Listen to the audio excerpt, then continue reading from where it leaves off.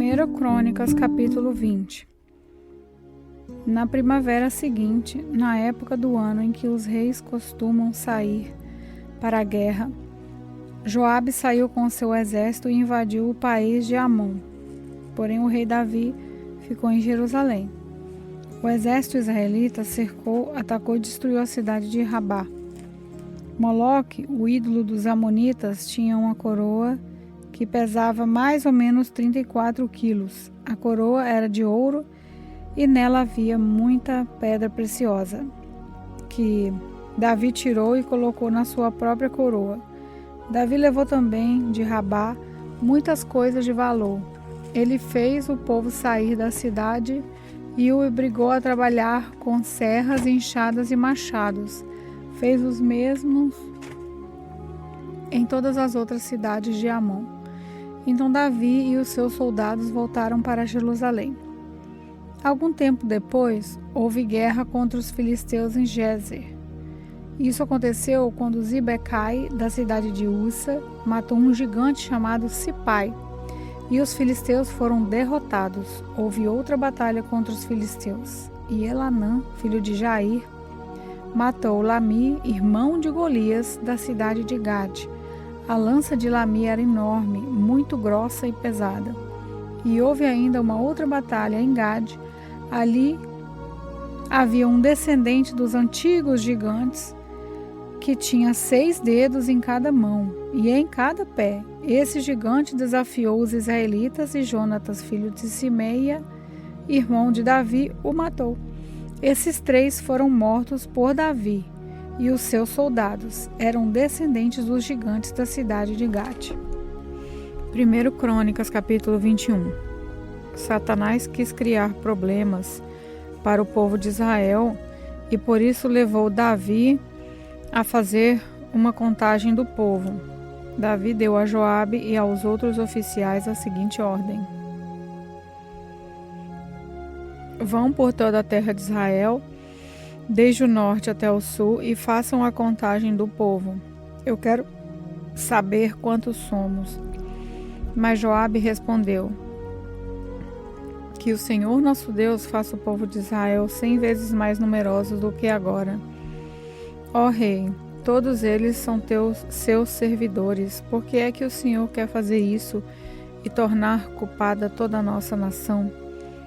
Mas o rei fez com que Joabe obedecesse à sua ordem. Então Joabe saiu, viajou por toda a terra de Israel e depois voltou para Jerusalém. Ele informou ao rei Davi que o total de homens capazes para o serviço militar era o seguinte: 1.100.000 em Israel e 470.000 em Judá. Mas Joabe desaprovava a ordem do rei e por isso não fez a contagem nas tribos de Levi e Benjamim. O que foi feito desagradou a Deus, e por isso ele castigou o povo de Israel. Então Davi disse: ó Deus, eu cometi um pecado terrível quando mandei contar o povo. Por favor, perdoa-me. O que fiz foi uma loucura. Então o Senhor Deus disse a Gade, o profeta de Davi: vá e diga a Davi que eu dou a ele o direito de escolher uma de 3 coisas. Aquilo que ele escolheu, farei. Gade foi falar com Davi, contou o que o Senhor tinha dito e disse: você pode escolher uma dessas 3 coisas: 3 anos de fome, 3 meses fugindo dos exércitos dos seus inimigos, ou 3 dias nos quais o Senhor atacará você com a espada dele, mandando pestes para a terra de Israel e usando o seu anjo para trazer a morte por todo o país. O que você prefere? Que resposta devo dar a Deus? Davi respondeu: estou desesperado, porém não quero ser castigado por homens. Que o próprio Senhor me castigue, porque Ele é misericordioso. Então Deus mandou que uma peste caísse sobre o povo de Israel, e morreram 70.000 israelitas. Depois mandou um anjo para destruir a cidade de Jerusalém, mas mudou de ideia e disse ao anjo: pare, já chega. O anjo do Senhor estava perto do terreiro de malhar cereais que pertencia a Araúna, o Jebuseu. Davi olhou e viu o anjo no ar, segurando a sua espada, pronto para destruir Jerusalém. Então Davi e os líderes do povo, todos estes vestindo roupas feitas de pano grosseiro, ajoelharam-se e encostaram o rosto no chão. Aí Davi orou assim: ó Deus, fui eu que errei, fui eu quem mandou fazer o recenseamento. O que foi que essa pobre gente fez? Ó Senhor meu Deus, castiga a mim e a minha família e poupa o teu povo. Então o anjo do Senhor disse a Gade que mandasse Davi construir um altar para Deus no terreiro de malhar cereais que pertencia a Araúna. Davi obedeceu à ordem do Senhor e foi, como Gade lhe tinha dito. Ali no terreiro, Araúna e os seus 4 filhos estavam malhando trigo. Quando viram o anjo, os filhos fugiram e se esconderam. Ao ver Davi chegando, Araúna saiu do terreiro, ajoelhou-se e encostou o rosto no chão. Então Davi lhe disse: quero que você me venda o seu terreiro de malhar cereais, a fim de que eu construa nele um altar para Deus, o Senhor, e assim a peste acabe. Eu pagarei um preço justo por ele. Araúna disse: fique com o terreiro, e faça com ele o que quiser. Aqui estão esses bois para serem queimados em sacrifício no altar. As tábuas de debulhar cereais para serem usadas como lenha e também trigo para dar como oferta. Eu lhe dou tudo isso. Mas Davi respondeu: isso não. Eu pagarei o preço justo. Não vou dar como oferta ao Senhor coisas que são de você, coisas que não me custem nada.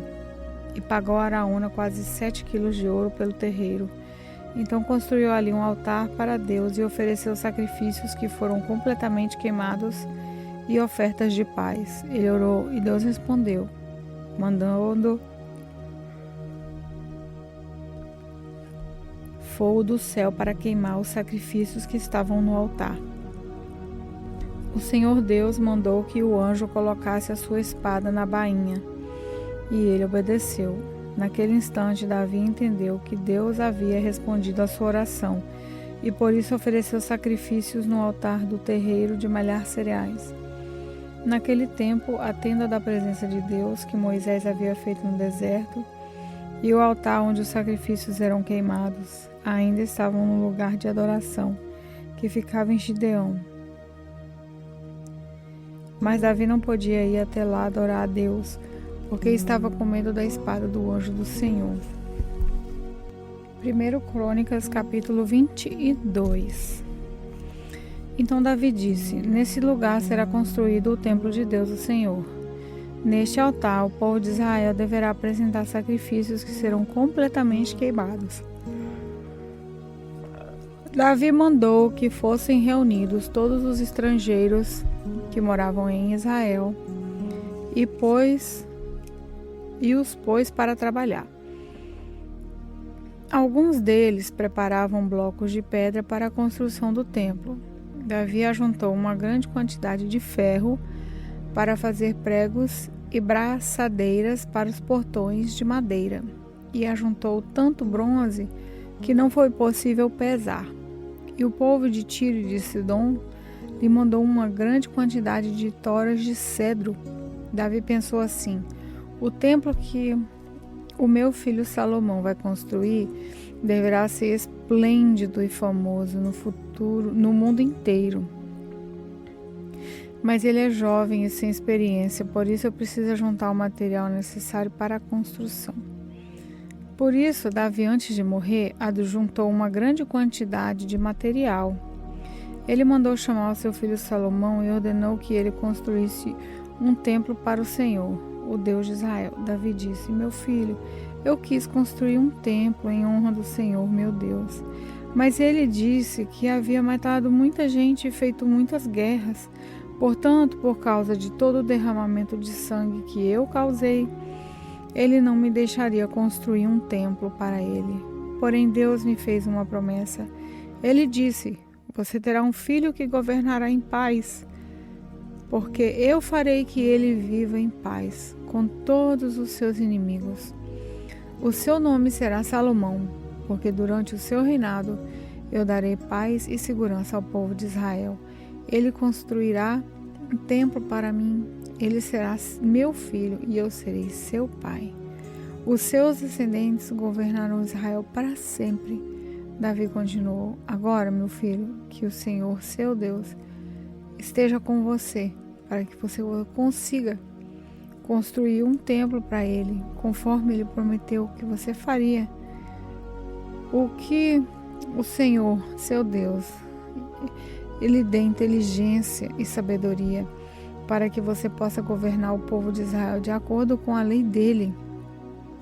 Se você obedecer a todas as leis que o Senhor deu a Moisés para o povo de Israel, tudo irá bem para você. Seja forte e corajoso, não desanime, nem tenha medo.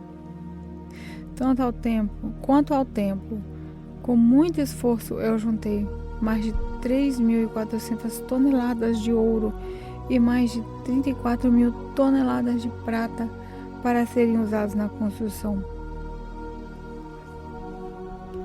Além disso, há uma quantidade tão grande de bronze e ferro que nem dá para contar. Também armazenei madeira e pedras preparadas, mas você deve arranjar mais. Para o serviço você tem muitos trabalhadores. Há homens para trabalhar nas pedreiras e há carpinteiros e pedreiros, e também uma grande quantidade de especialistas em todo tipo de trabalho, em ouro, prata, bronze e ferro. Portanto, mãos à obra, que o Senhor Deus o ajude. Davi ordenou a todos os líderes de Israel que ajudassem Salomão. Ele disse: o Senhor nosso Deus tem estado com vocês e lhes tem dado paz por todos os lados. Ele deixou que eu conquistasse todos os povos que moravam nessa terra. Agora eles são dominados por vocês e por Deus. Portanto, sirvam o Senhor seu Deus com todo o coração e alma. Comecem a construir o templo para que possam colocar nele a arca da aliança do Senhor e os outros objetos usados na sua adoração. 1 Crônicas, capítulo 23. Quando já estava bem velho, Davi pôs o seu filho Salomão como rei de Israel.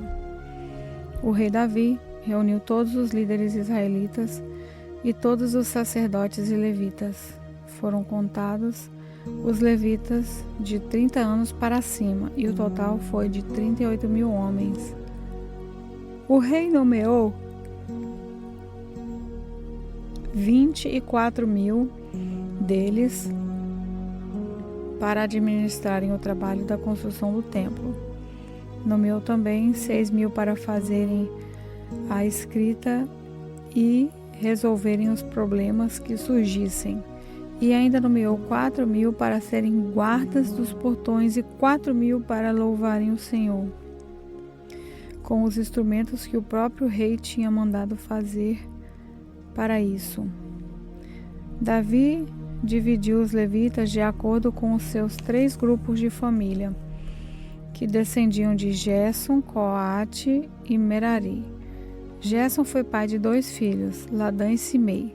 Ladã foi pai de 3 filhos, Jeiel, Zetã e Joel, que foram os chefes dos grupos das famílias descendentes de Ladã. Simei foi pai de 3 filhos, Selomite, Aziel e Arã. Simei foi pai de 4 filhos, Jaate, Cita, Zeus e Berias. Pela ordem de idade, Jeus e Berias não tiveram muitos descendentes e por isso foram contados como um só grupo de família. Coate foi pai de 4 filhos, Arão, Isá, Hebron e Uziel. Arão, o filho mais velho, foi o pai de Arão e Moisés. Arão e os seus descendentes foram separados para sempre, a fim de tomar conta dos objetos sagrados para queimar incenso na adoração de Deus, o Senhor, para o servirem e para adorarem o povo em seu nome. Mas os filhos de Moisés, homem de Deus, foram contados entre os levitas. Moisés foi pai de 2 filhos, Gerson e Eliezer. O líder dos filhos de Gerson foi Zebuel. Eliezer foi pai de somente um filho, chamado Reabias. Mas Reabias teve muitos descendentes. Isá, o segundo filho de Coate, foi pai de um filho chamado Selomite, que foi o chefe do grupo da família. Hebron, o terceiro filho de Coate, foi pai de 4 filhos, Gerias, Amarias, Jaziel e Jecameão. Uziel, o quarto filho de Coate, foi pai de 2 filhos, Mica e Isias. Merari foi pai de 2 filhos, Mali e Musi. Mali também foi pai de 2 filhos, Eleazar e Quis. Mas Eleazar morreu sem deixar nenhum filho homem, só deixou filhas. Elas casaram com os primos e os primos de Quis, e os filhos de Quis. Muzi, o segundo filho de Merari, foi pai de 3 filhos, Mali, Éder e Jerimote. Foram esses os descendentes de Levi, por família e por grupos de família, registrados nome por nome. Todos os seus descendentes da idade de 20 anos para cima eram responsáveis pelo serviço do templo de Deus, o Senhor. Davi disse: Ó Senhor, ó o Deus de Israel, tem dado paz ao meu povo e morara em Jerusalém para sempre. Por isso, os levitas não precisam mais carregar a tenda da presença de Deus, nem os objetos usados na adoração. Assim, de acordo com as últimas ordens de Davi, quando completavam 20 anos de idade, os levitas eram registrados para o serviço. Então, eram escalados para ajudar os sacerdotes e descendentes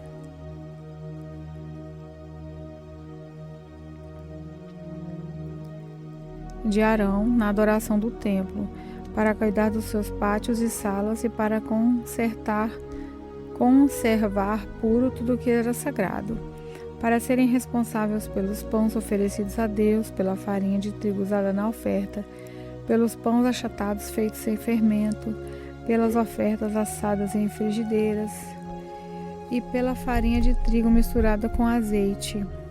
Eram também encarregados de pesar e medir as ofertas para o templo, de louvar e glorificar o Senhor todas as manhãs e todas as tardes. E sempre que as ofertas a Deus eram queimadas no sábado, na festa da lua nova e em outras festas, foram feitas regras a respeito do número de levitas escalados de cada vez para fazerem esse trabalho. Eles ficaram encarregados para sempre da adoração ao Senhor. Eles receberam a responsabilidade de cuidar da tenda da presença de Deus e do templo e de ajudar os seus parentes, os sacerdotes descendentes de Arão, na adoração do templo.